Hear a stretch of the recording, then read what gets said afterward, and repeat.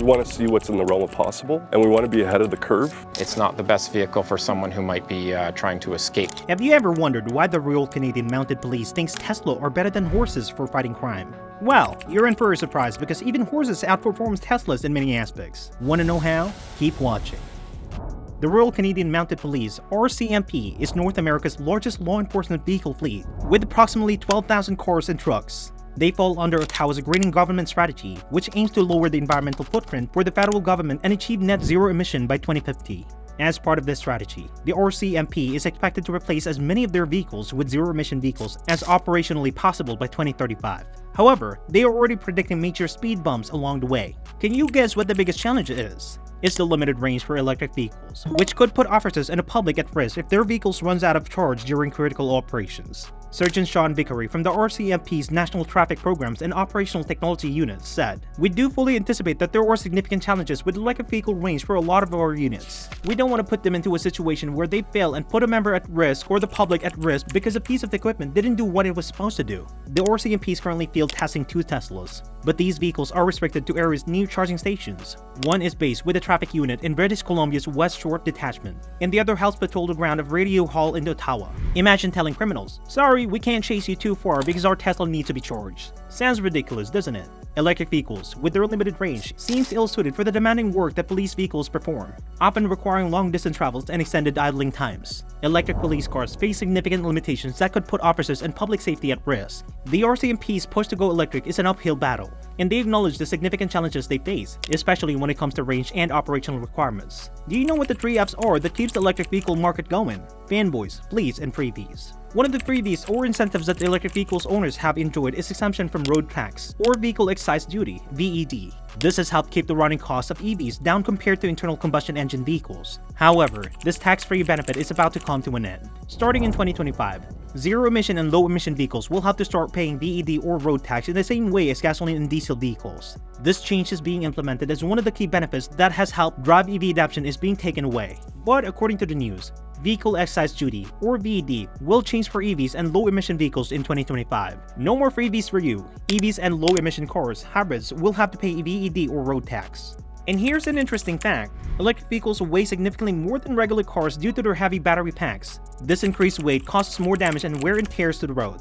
As a result, some argues that electric vehicles should pay even higher road tax rates than conventional vehicles to compensate for the additional infrastructure burden they place on roads. Also, EVs weigh so much more than regular cars, they cause so much more damage to roads. It's about time they paid their share. In fact, they should probably pay more than regular cars.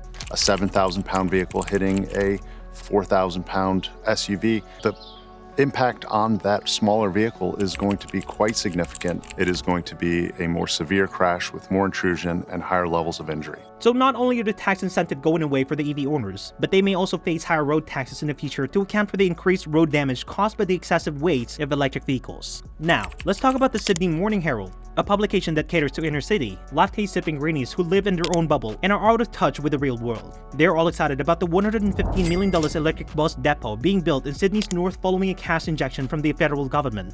The Sydney Morning Herald is a publication that seems to cater at a very specific urbanite demographic, affluent inner-city resident with a strong environmental inclination, often perceived as being out of touch with the broader realities faced by the general public. The move towards clean energy, particularly on public transport, is a vital one.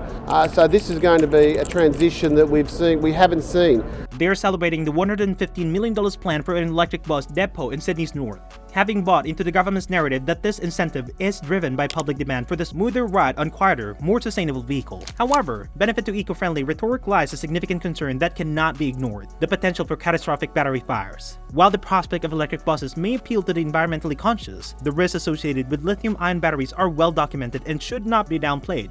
Can you guess what the biggest concern is with electric buses? Lithium-ion battery fires, like those that could potentially occur in these electric buses, are notoriously difficult to put out because the lithium salts are self-oxidizing. This means the fire can be starved of oxygen like traditional fires, making them extremely challenging to extinguish. Fires from lithium batteries are harder to put out because the lithium salts are self-oxidizing. The fire can be starved out like a traditional fire. So, while the government and environmentalists celebrate the transition to electric buses, the risks associated with lithium-ion battery fires cannot be ignored. And the concerns of local communities living near these facilities are valid and understandable. Speaking of revolutionary technologies, have you heard about the EV tree that claims to charge 200 miles in just 5 minutes? An electric vehicle infrastructure startup called Gravity has opened what they claim is the fastest EV charging site of the United States using this new distributed energy access point, or deep tree method. Sounds good to be true, right? Can you guess what the catch is? The EV tree claims it doesn't require any facility upgrades, which is practically impossible for a 500 kilowatt charger. Deep tree involves universal on-street mounting and cable system designed for speeds as quick as 200 kilowatt and 500 kilowatt. They make the outrageous claims that the chargers do not require any utility upgrades and are capable of providing 200 miles of range in either 13 minutes when using the 200 kilowatt options or just 5 minutes with the 500 kilowatt charger. Let's break this down. A 500 kilowatt charging rate is an astonishing half a megawatt of power. To put this into perspective, that's more power than what's required to supply around 150 typical US homes.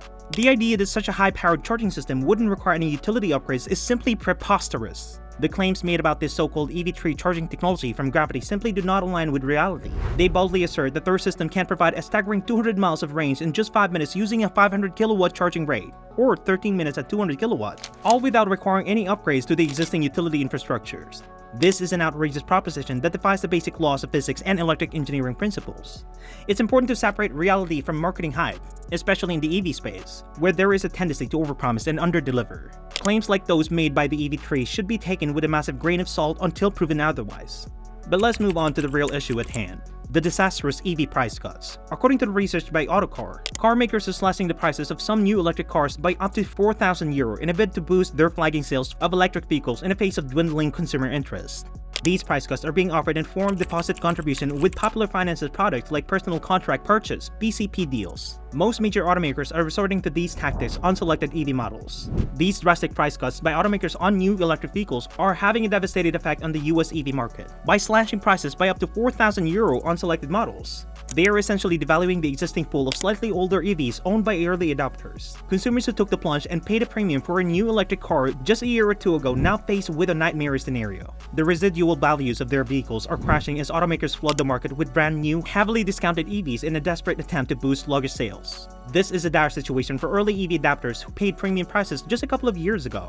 Their vehicles will lose significant value almost overnight due to these desperate moves by automakers to boost lackluster EV sales. April 2024's EV sales increase was solely driven by business fleets, not private buyers, signaling lessening consumer appetite at current prices. This lack of retail demand has forced automakers into drastic discounting, which will decimate used EV values as the market gets flooded with heavily discounted new models. Adding to the woes, Fisker terminated roadside assistance for its Ocean owners in the US and Puerto Rico, leaving them stranded during breakdowns and prioritizing cost-cutting over customer service. It's clear that Even Horses outperform Teslas and other electric vehicles in many ways, from range and reliability to practicality and affordability.